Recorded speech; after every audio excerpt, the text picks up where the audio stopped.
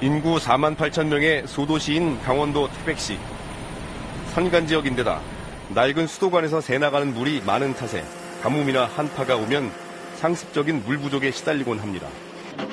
이 때문에 태백시는 700억 원을 들여 5년째 상수도관 교체 공사를 하고 있습니다. 그리고 공사가 끝나면 한국환경공단에 향후 20년간 수도관 교체와 검침 등 상수도 관리를 위탁하기로 했습니다. 그런데 어찌된 일인지 태백시 주민들도 공무원도 이에 반발하고 있습니다. 상수도 위탁 웬 말이냐? 위탁한다! 위탁한다! 해제하라! 해제하라!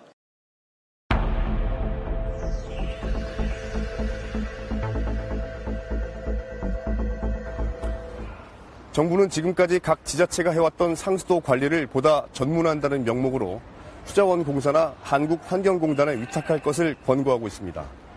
하지만 지자체 주민들은 상수도 관리를 외부에 맡기게 되면 지금보다 훨씬 더 많은 예산이 들 것이고 이는 결국 수도 물가 폭등으로 이어질 거라며 반발하고 있습니다. 이른바 상수도 위탁 관리가 상수도 민영화의 시작이 아니냐는 우려도 나오고 있습니다. 태백시가 환경공단에 지불할 위탁 관리비는 매년 평균 60억 원, 20년 동안 1,200억 원에 달할 걸로 추정됩니다. 시에서 직접 관리하는 지금보다 2배 이상의 돈이 들어갈 거라는 겁니다. 태백시처럼 작은 지자체로선 감당하기 쉽지 않은 액수여서 다른 사업에도 차질이 예상되는 상황. 울며 겨자 먹기식으로 일반 사업비를 줄이고 태백시의 일반 사업비를 줄이고 그 줄인 만큼의 비용을 가지고 특별하게 상수도로 넘겨주는 그래서 그러한 악순환이 아마 지속될 것이다 이렇게 예상을 합니다. 주민들은 당장 수도 요금을 걱정하고 있습니다. 저희가 우려스러운 거는 앞으로 오른다고 예정되어 있는 물가도 40%인데 그 이상도 또 오를 수도 있는 문제 아니에요. 공무원들도 수도 요금 인상은 당연한 수순으로 예상하고 있습니다. 부담되는 물값은 시에서 올릴 수밖에 없는 게 뭐냐 위탁 대가를 줘야 되지 않습니까? 위탁 대가를 줄 수가 없기 때문에 우리는 올릴 수밖에 없는 거죠. 시민단체와 태백시 공무원 등으로 구성된 비상대책위원회 측은 이런 위탁 계약이 어떻게 체결됐는지 밝혀달라며 감사원에 국민감사를 청구했고 감사원은 지난주부터 집중감사에 착수했습니다. 역시 상수도 위탁을 추진 중인 강원도 고성군도 주민들이 감사를 청구하고 법원에 소송을 제기하며 반발하고 있습니다. 상수도의 관리와 운영을 외부에 맡기면 지자체의 재정이 악화되고 물값이 폭등할 것이라는 우려는 과연 타당한 것일까요? 2580은 전국 지자체 가운데 가장 먼저 상수도 관리를 수자원공사에 위탁한 충남 논산시의 사례를 들여다봤습니다. 수십 년 동안 논산 시민들의 물 공급원이었던 충남 논산시의 성평 취수장. 바닥이 훤히 들여다보이는 투명한 물 속에서 큼지막한 물고기들이 헤엄치고 있습니다. 하지만 지난 2004년 논산시가 수자원공사에 상수도 운영을 위탁한 이후 성평 취수장은 폐쇄됐습니다. 대신 논산시 주민들의 수돗물은 전량 수자원공사가 관리하는 대청호에서 끌어옵니다. 지금은 이게 폐쇄되고 광역상수도망인 대청호에서 물을 가져다가 이제 공급해서 수돗물로 사용하고 있죠. 지금은 그러면은 논산시 자체적으로 만드는 물이 하나도 없어요? 예, 하나도 없습니다. 지금 현재로서. 지난해 논산시가 낸 물값은 48억 원. 상수도 운영비를 합하면 모두 110억 원을 수자원공사에 지불했습니다. 처음 위탁 관리를 한 10년 전보다 3배 이상 늘었습니다. 물가 상승을 감안하면 논산시는 앞으로도 평균 연 120억 원의 예산을 수자원공사에 줘야 할 것으로 예상됩니다. 이러다 보니 농촌에 수도관을 깔아주는 등의 예산은 엄두도 내지 못하는 실정입니다. 읍면별로 지금 시골까지 다 광역상수도 다 들어가야 되거든. 그런데 돈이 없어도 시설을 못하는 거니까. 그런데도 수자원공사에 그 법적으로 계약돼 있으니까 다 돈을 써야 하잖아요. 시 내부에서도 10년 전 위탁 관리 계약을 후회하는 목소리가 커지고 있습니다. 수자원공사하고 위탁 수급을 계약한 것은 제 개인적인 생각은 잘못됐어요. 잘못돼서 만약에 계약이 끝난다든지 아니면 파기가 된다든지 그렇게 하면은 제 지경하면은 이 돈 안 들어도 충분히 운영할 수가 있어요. 이에 대해 수자원 공사 측은 지자체의 예산 문제는 상수도 위탁 때문이 아니라 수도 요금이 지나치게 낮기 때문이라고 반박했습니다. 요금 추이를 보시면 5년, 10년이 지나도 한 번도 오르지 않는 지자체들이 많습니다. 그런 부분은 나가야 될 돈은 많은데 들어오는 돈은 항상 고정이 되어 있습니다. 그렇다고 한다면 사실 그 격차가 커질 수밖에 없는 부분이거든요. 그 부분이 위탁으로 인한 거냐에 대한 부분은 좀 선뜻 좀 납득하기가 좀 어려운 부분이 있습니다. 물 공급 비용이 늘면서 주민들의 요금 부담도 높아지고 있습니다. 논산시는 지난 2012년 수도요금 34% 인상을 시도했습니다. 충격을 우려한 시의회가 인상률을 15%로 제한했지만 논산시는 올해 또다시 수도요금을 10% 올리기로 했습니다. 논산시의 수도요금은 지금도 전국 최고 수준입니다. 현재 논산시의 수도요금은 혼당 991원으로 전국 평균 660원에 비해 50%나 높습니다. 하지만 여전히 원가, 즉 물 공급 비용의 절반을 조금 넘는 수준에 불과하다 보니 2년 내에 물값을 현실화하겠다는 정부 방침대로라면 수도요금은 지금보다 훨씬 더 오를 수밖에 없습니다. 일단 상수도 위탁을 시작하면 중도에 해제하기도 어렵습니다. 지난 2008년부터 수자원 공사에 상수도 운영을 위탁한 경기도 양주시는 이후 위탁 비용 등을 둘러싸고 수공과 분쟁을 벌였습니다.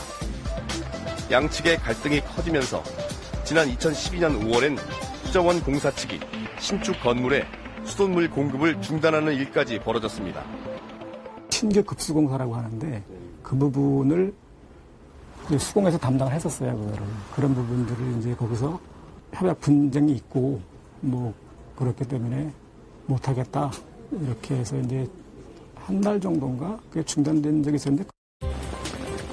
양주시는 상수도 위탁 비용이 20년 동안 2,900억 원으로 시가 직접 운영할 때보다 1,000억 원 이상 더 든다며 재협상을 요구했지만 수자원 공사는 꿈쩍하지 않았습니다. 3년에 걸쳐 법정 다툼을 벌인 양측은 위탁 비용을 500억 원 정도 깎기로 하고 지난 3월 소송을 취하했습니다. 수자원공사와 환경공단은 정부가 소유한 공기업입니다. 상수도 위탁을 둘러싸고 이들과 갈등을 겪었던 지자체들은 공공기관이 이 정도라면 상대가 영리를 추구하는 민간기업일 때는 훨씬 더 심각한 일이 벌어질 거라고 경고합니다. 그런데 상수도 사업에 민간기업이 진출하는 것은 점점 더 현실화되고 있습니다. 지난 2010년 정부가 발표한 물산업 육성 전략 13페이지입니다. 민간 기업의 수도사업 진출은 공기업과 컨소시엄 구성을 통해 교두보를 확보한 뒤 점진적으로 추진한다고 명시했습니다. 민간 기업이 상수도 사업에 뛰어들게 하겠다는 것입니다. 그러면서 민영화 논란을 피하기 위해 민간 기업이 직접 사업에 참여하는 것은 곤란하다고도 적시했습니다. 현재 시점에서는 국민 여론이 민영화에 대해서 워낙 반감이 심하기 때문에 민영화라는 말을 감추고 있지만 실제로 그 장기적인 계획이 흐름이라고 하는 건 민영화로 갈 수밖에 없게 세팅을 해놓은 거죠. 그로부터 2년 뒤 물산업 육성 전략에 대해 정부가 내놓은 평가서입니다. 상수도 사업의 필수 시설인 정수장 운영의 노하우를 민간 기업에 전수한다며 지자체와 민간 기업의 업무 협약까지 맺어 민간 기업의 상수도 사업 진출을 지원했다고 평가했습니다. 정부는 민간 위탁이 곧 수도 민영화는 아니라는 입장입니다. 민영화라고 하면 수도 시설을 소유하고 경영하면서 이 부분이 중요한데요. 자기들이 수도 요금을 책정을 하고 부과를 하는 것까지 권한을 가져야 그게 민영화입니다. 정부는 현재 160여 개 지자체들이 각자 운영하던 상수도 사업을 29개 광역권으로 통합해 효율을 높이겠다는 정책을 펴고 있습니다. 이에 대한 기업들의 관심을 반영하는 한 금융사의 내부용 보고서입니다. 이 보고서는 이 같은 정부의 상수도 광역화로 민간 기업의 상수도 사업 진출이 본격화될 것이라고 예상했습니다. 지금 저희하고 같이 일하고 싶다는 민간 기업은 많습니다. 많은데 그리고 그래서 저희하고 어느 민간기업하고 같이 지자체 사업소 위탁 운영에 들어가게 되면 그때부터는 이제 민영화라는 얘기가 또 나올 수가 있어요. 그래서 사실 저희가 같이 가기로 지금 주저주저하고 출발을 못하고 있습니다. 물이나 이런 전반의 지자체 서비스를 보면 큰 수익은 아니라 할지라도 장기적으로 굉장히 안정적인 투자예요. 왜냐하면 상하수도에 들어왔는데 망할 이유가 없죠. 사람들이 갑자기 불황이라고 물을 안 쓰거나 하지 않잖아요. 코오롱이나 한화건설 등 여러 국내 기업들뿐 아니라 다국적 물기업까지도 끊임없이 상수도 시장 진출을 꾀하고 있습니다. 배올려도 작년쯤에 한번 뭐 어떤 사업에 대해서 같이 한번 했으면 좋겠다는 요청은 있었습니다. 지난 1985년 프랑스 파리시는 효율성을 높인다며 거대 다국적 물기업인 베올리아, 수에즈와 상수도 위탁 계약을 맺었습니다. 수돗물값은 폭등했습니다. 25년 동안의 위탁 기간 동안 수돗물값은 3배 가까이 급등했지만 이미 위탁 계약을 체결했기 때문에 파리시가 할 수 있는 일은 없었습니다. 물값을 올려 번 돈은 기업이 챙겨갔습니다. Marqué par une opacité financière, un manque de contrôle démocratique, le fait que la collectivité parisienne n'avait plus aucune maîtrise sur son service. 계약 기간이 끝난 2010년 파리시는 그제서야 민간 위탁 계약을 해제하고 수도를 다시 공영화했습니다.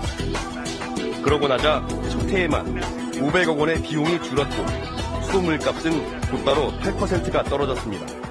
Nous avons pu faire des gains économiques très importants. On les estime autour de 35 à 40 millions d'euros par an, puisqu'en fait on internalise la rente économique des délégataires privés. 최근 10여 년 동안 프랑스와 독일, 미국 등 주요 선진국에서 도시가 민간에 위탁했던 상하수도를 다시 공영화한 사례는 140여 건에 달합니다. 낙후된 지자체의 상수도를 개선하고 효율성을 높이는 일은 시급하고 중요합니다. 그러나 이익 추구가 목적인 기업에게 물의 관리와 운영을 개방하겠다는 정부 계획에는 물 민영화에 물꼬를 텄다는 우려와 의혹의 눈길이 쏠리지 않을 수 없습니다. 효율과 공공성을 모두 잃지 않는 일이 무엇인지 정부의 근본적인 고민이 필요합니다.